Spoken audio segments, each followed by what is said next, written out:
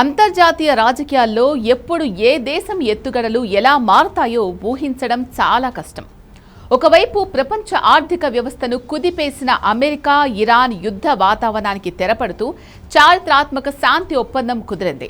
దాదాపు 100 రోజుల పాటు సాగిన సుదీర్ఘ ఉద్రిక్తతలకు ముగింపు పలికేలా ఇరు దేశాలు అవగాహన ఒప్పందం కుదుర్చుకున్నాయి. అయితే ఈ శాంతి చర్చలకు ఆతిథ్యమిచ్చి ప్రపంచ దేశాల ముందు తన ఇమేజ్ను మార్చుకోవాలని ప్లాన్ చేసిన పాకిస్తాన్కు ఊహించని షాక్ తగిలింది. ఈ బిగ్ డీల్ వెనుక మధ్యవర్తిగా క్రెడిట్ మొత్తం ఒమన్ దేశం కొట్టేసింది. అసలు అమెరికా ఇరాన్ చర్చల వేదిక పాకిస్తాన్ నుంచి ఒమన్కి ఎలా మారింది? పాకిస్తాన్ దౌత్య వ్యూహం ఎక్కడ విఫలమైంది? ఈ వీడియోలో పూర్తి వివరాలు చూద్దాం.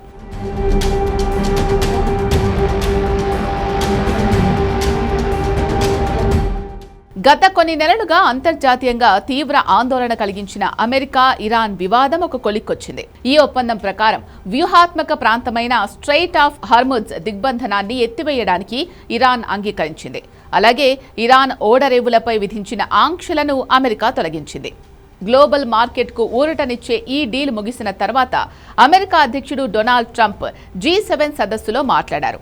ఈ శాంతి స్థాపనలో సహకరించిన చైనా అధ్యక్షుడు షీ జిన్పింగ్, రష్యా అధ్యక్షుడు పుతిన్లకు ఆయన ప్రత్యేక కృతజ్ఞతలు తెలిపారు.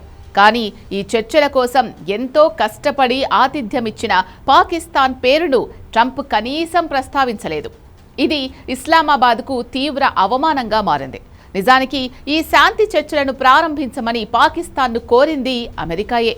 ఇందులో భాగంగా America vice president JD Vance నేతృత్వంలోని దౌత్య బృందం ఇస్లామాబాద్కు వచ్చింది. అటు ఇరాన్ విదేశాంగ మంత్రి అబ్బాస్ అరాక్చీ కూడా పాకిస్తాన్కు చేరుకున్నారు. ప్రారంభంలో ఇరు దేశాల మధ్య ఉన్న దూరాన్ని తగ్గించడానికి పాకిస్తాన్ బాగానే ప్రయత్నించింది.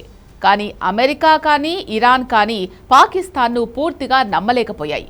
ఇస్లామాబాద్ తటస్థత మరియు వారి నిజమైన ఉద్దేశాలపై ఇరు దేశాలకు అనుమానాలు వ్యక్తమయ్యాయి. దీనివల్ల చర్చలు ముందుకు సాగకుండా స్తంభించిపోయాయి. పాకిస్తాన్ను ఇరు దేశాలు నమ్మకపోవడానికి బలమైన కారణాలున్నాయి. గతంలో అమెరికా ఇరాన్ అణు కర్మాగారాలపై దాడి చేసినప్పుడు వారి అత్యంత శక్తివంతమైన B-2 బాంబర్ విమానాలు పాకిస్తాన్ వైమానిక పరిధి నుంచే వెళ్లాయి. ఇది ఇస్లామాబాద్కు ముందే తెలుసు అనేది ఇరాన్ వాదన. అంతేకాదు ప్రస్తుత వివాదంలో కూడా అమెరికా సైన్యానికి పాకిస్తాన్ తన వైమానిక మార్గాన్ని అనుమతించింది అనే ప్రచారం జరిగింది. మరోవైపు ముస్లిం ప్రపంచం కోసం తాము ఇరాన్ పక్షాన ఉంటామని చెప్తూనే డొనాల్డ్ ట్రంప్ తెచ్చిన 20 పాయింట్ల గాజా శాంతి ప్రణాళిక కింద తమ సైన్యాన్ని గాజా స్ట్రిప్కు పంపడానికి పాకిస్తాన్ అంగీకరించింది. ఈ చర్య హమాస్కు మద్దతిచ్చే ఇరాన్కు తీవ్ర ఆగ్రహాన్ని తెప్పించింది.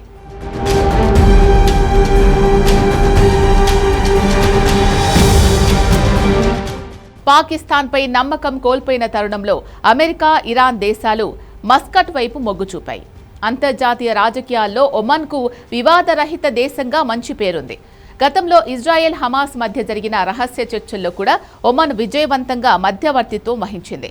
పాకిస్తాన్ లాగా అమెరికాతోనో లేదా గల్ఫ్ దేశాలతోనో ఎలాంటి రక్షణ లేదా సైనిక బంధాల బరువు ఒమన్కు లేదు. అందుకే ఒమన్ను ఇరు దేశాలు ఒక పర్ఫెక్ట్ మరియు తటస్థ పీస్ మేకర్గా భావించాయి. డొనాల్డ్ ట్రంప్ నమ్మకాన్ని వమ్ము చేయకుండా ఒమన్ ఈ సంక్షోభాన్ని ముగించడంలో కీలక పాత్ర పోషించింది. ప్రపంచ దేశాల ముందు ఉగ్రవాద ముద్రను చెరిపేసుకొని శాంతికి మారుపేరుగా నిలవాలి అనుకున్న పాకిస్తాన్ ఆశలు ఇలా దౌత్యపరమైన వైఫల్యాల వల్ల అడియాసలయ్యాయి. 2 పడవలపై ప్రయాణం చేయడం వల్లే ఇటు అమెరికాకు అటు ఇరాన్కు పాకిస్తాన్ దూరం కావాల్సి వచ్చింది.